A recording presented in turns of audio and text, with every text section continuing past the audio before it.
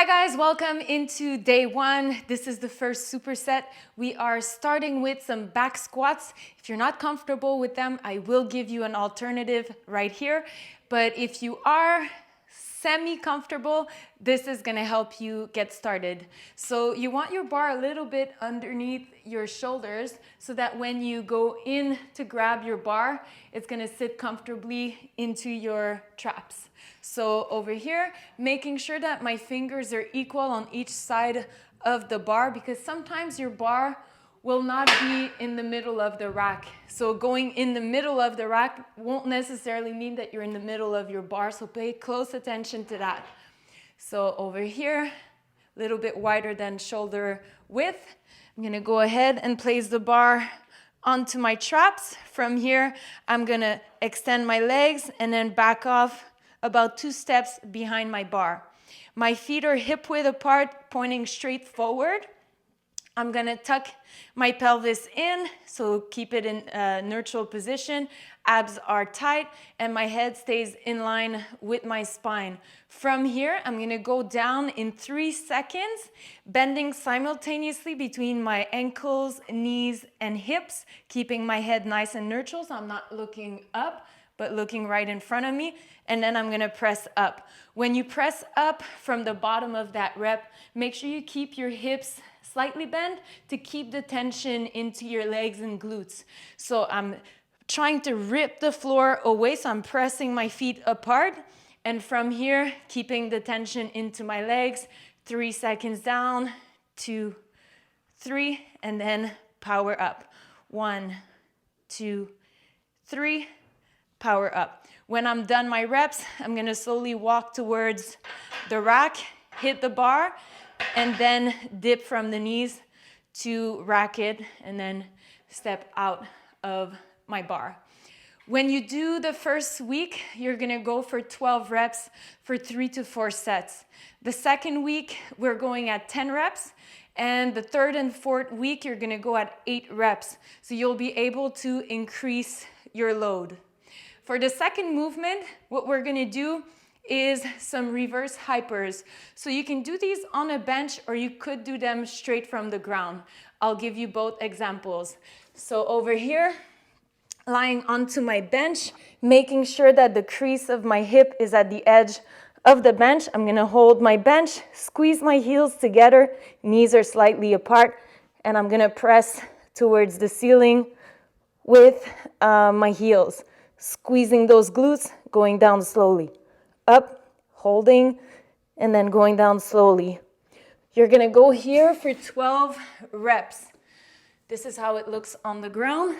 So holding my floor as if I was in a push-up position, head is neutral, pressing my heels towards the ceiling, and then bringing them down. Up and down. This one remains at 12 reps for the whole program. If you feel like adding some difficulty, you could add a band around your knees and push it out as you lift your legs, or you could also squeeze a dumbbell in between your heels. For the second superset, we're looking at some split squats. So again, if you're not comfortable with the bar, I will give you an alternative with either body weight or with dumbbells. So the setup for the barbell is exactly the same. Make sure that your hands are equal on each side of the bar. You're gonna dip under your bar, place the bar on your traps, lift the bar, and then back away from the rack. To set up for your split squat, you wanna have your feet hip width apart, and you wanna have all your weight sitting on the front foot. And I'm saying the front foot, not just the front heel, but also your toes. You wanna create kind of like a tripod effect in your foot. So heel, big toe, small toes, dipping into the ground. From here, I'm gonna bend my back knee to come close to my heel on the other side. So still keeping that distance of hip width, but in line with my heel. I'm gonna go down in 3 seconds. 1, 2, 3, pressing through the front foot.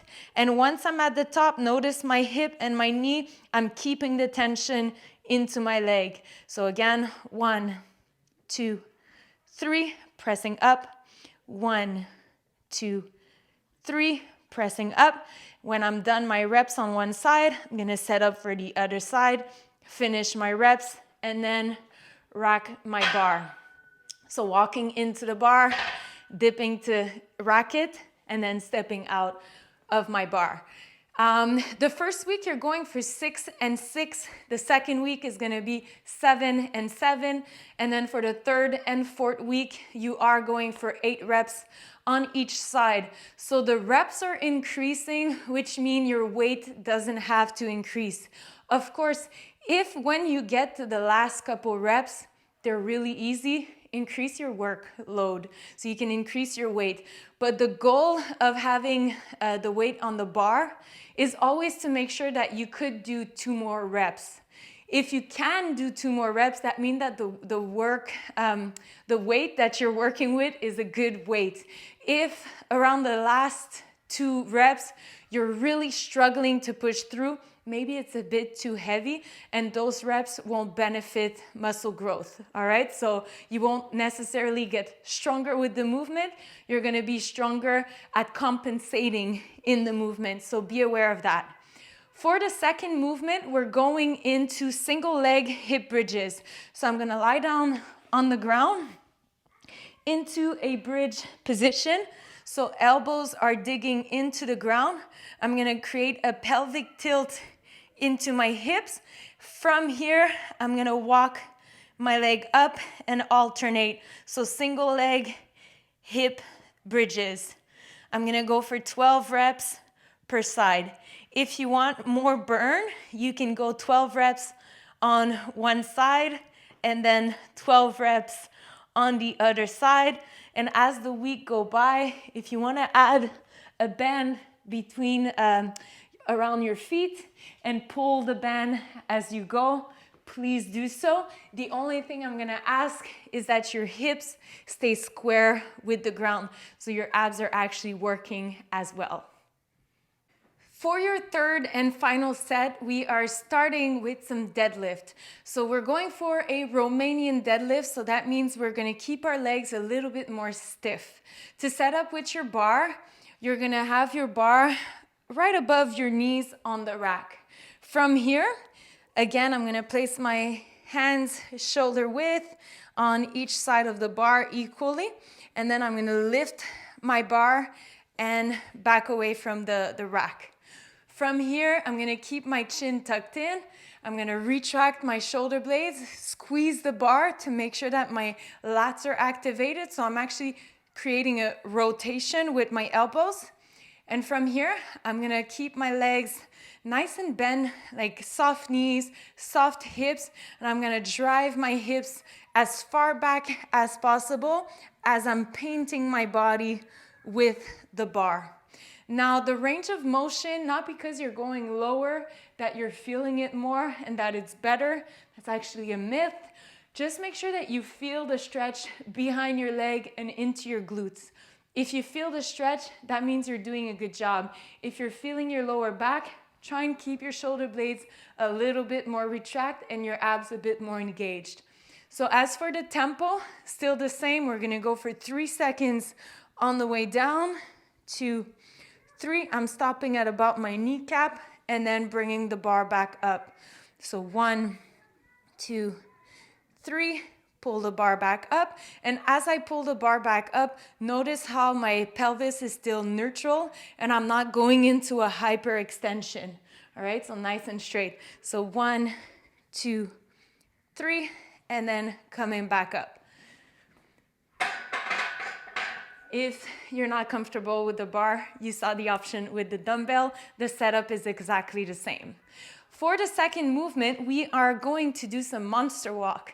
So I'm gonna grab my band. I'm gonna place this band around my toes, so about mid-foot. Once I'm here, I'm gonna get into a semi-squat. I will show you from the side as well, not worry.